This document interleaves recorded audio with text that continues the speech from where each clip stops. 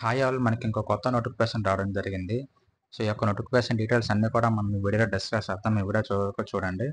అదేవిధంగా మనం లాస్ట్‌లో కూడా అప్లికేషన్ ప్రాసెస్ అనేది డిస్కస్ చేద్దాం. అప్లికేషన్ ఎలాగ అప్లై చేయాలన్నది. సో, కాబట్టి వీడియో చివరి వరకు చూడండి. మధ్యలో ఎక్కడ కూడా స్కిప్ చేయొద్దు.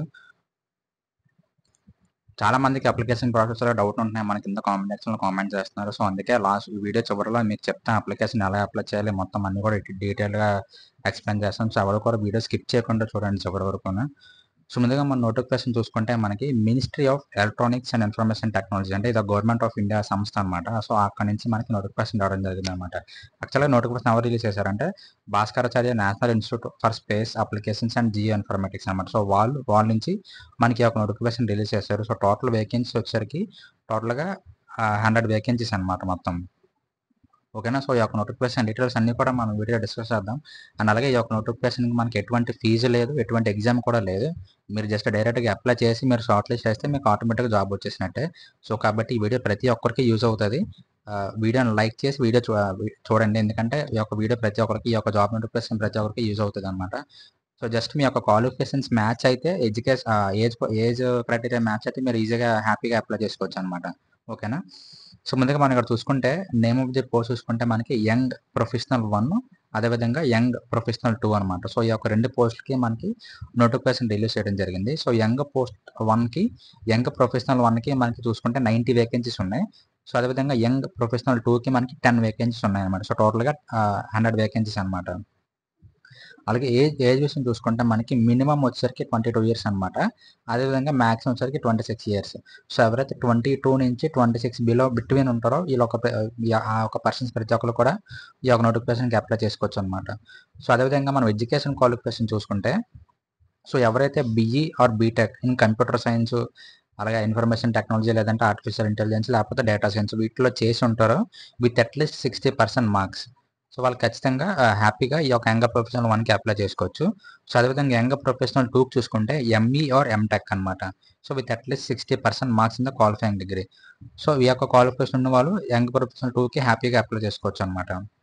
సో, మీకు ఒక ఎడ్యుకేషన్ క్వాలిఫికేషన్ ఉండి మీ ఏజ్ అనేది 22 నుంచి 26 బిట్వీన్ ఉంటే మీరు హ్యాపీగా అప్లై చేసుకోవచ్చు అనమాట. ఓకేనా. అదేవిధంగా సాలరీ చూసుకుంటే ఇప్పుడు యంగ్ ప్రొఫెషనల్ 1కి మనకి స్టార్టింగ్ సాలరీ వచ్చేసరికి 30,000 అనమాట. సో, అదేవిధంగా యంగ్ ప్రొఫెషనల్ 2 చూసుకుంటే మనకి స్టార్టింగ్ సాలరీ వచ్చేసరికి 42,000 అనమాట. అలాగే ఇక్కడ చూసుకుంటే అప్ టు 10% పర్ యానమ్ అనమాట. అంటే annual increment. So, annual increment అనేది మనకి 1 ఇయర్‌కి 10% ఇంక్రీజ్ చేస్తారనమాట. సో, అదేవిధంగా మనకి ఒక నోటిఫికేషన్ చూసుకుంటే ప్రెజెంట్ ఓన్లీ 1 ఇయర్‌కే రిలీజ్ చేశారనమాట. 1 ఇయర్ విచ్ ఈస్ ఎక్స్‌టెండబుల్. అంటే 1 ఇయర్ తర్వాత ఎక్స్‌టెండ్ చేసే అవకాశం చాలా ఎక్కువ ఉన్నాయన్నమాట. ఎందుకంటే అవకాశం ఉంది కాబట్టే వీళ్ళు కూడా ఇక్కడ యాన్యువల్ ఇంక్రిమెంట్ అని చెప్పి చెప్పారనమాట క్లారిటీగా. సో, ఇక ఈ హింట్ బట్టి మనకు అర్థమవుతది. మనం అర్థం చేసుకోవచ్చనమాట. ఈ యొక్క నోటిఫికేషన్ ఎక్స్‌టెండ్ అవుతదని చెప్పి. సో, ఎవరు కూడా డిసప్పాయింట్ అవ్వద్దనమాట 1 ఇయర్ కాంట్రాక్ట్ జాబ్ అని చెప్పి. సో, ఖచ్చితంగా వీళ్ళైతే ఎక్స్‌టెండ్ చేస్తారు.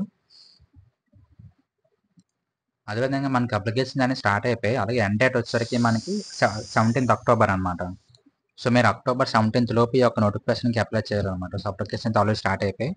సో, ఇప్పుడు మన అప్లికేషన్ ఎలాగ అప్లై చేయాలో ఇప్పుడు డిస్కస్ చేసుకుందాం.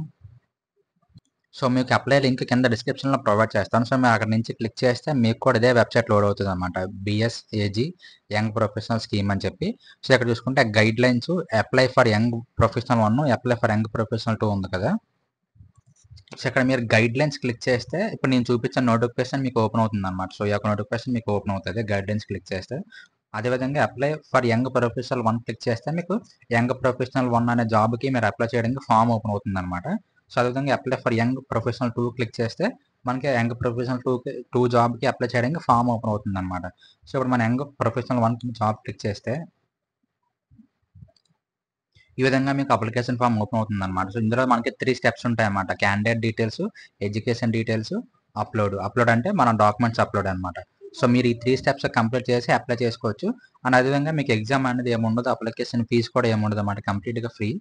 సో, మీకు ఎడ్యుకేషన్ క్వాలిఫికేషన్ అదేవిధంగా ఏజ్ క్రైటీరియా మీట్ అయితే మీరు హ్యాపీగా అప్లై చేసుకోవచ్చు అనమాట. ఇక్కడ చూసుకుంటే candidate details full name, father name, local address, permanent address, state, mobile number, date of birth, gender, email ID click చేసి మీరు నెక్స్ట్‌కెళ్ళిన తర్వాత మీ యొక్క ఎడ్యుకేషన్ క్వాలిఫికేషన్ అడుగుతది. వాళ్ళ రిక్వైర్మెంట్ బట్టి చెప్పారు కదా! BE, BTech or ME, MTech అని చెప్పి. సో, ఆ యొక్క డీటెయిల్స్ మీరు ఇక్కడ ఎంటర్ చేసిన తర్వాత నెక్స్ట్ స్టెప్‌లో మీరు education details, Aadhaar card, government ID proof upload చేయాల్సి ఉంటది. అప్లోడ్ చేసిన తర్వాత మీరు డైరెక్ట్గా అప్లికేషన్ సబ్మిట్ చేసేవచ్చు అనమాట. సబ్మిట్ చేసిన తర్వాత ఒకళ్ళు మీకు షార్ట్ లిస్ట్ అయితే వాళ్ళ నుంచే మీకు కాల్ వస్తుంది. ఇంకా డైరెక్ట్గా మీకు జాబ్ సర్టిఫికేట్స్ వెరిఫై చేసి మీకు డైరెక్ట్గా జాబ్ ఇచ్చేస్తారన్నమాట. ఎటువంటి ఎగ్జామ్, మెడికల్ టెస్ట్ అలాంటివి ఇంకేం ఉండవు అనమాట. సో ఇది అప్లికేషన్ ప్రాసెస్ వచ్చేసరికి.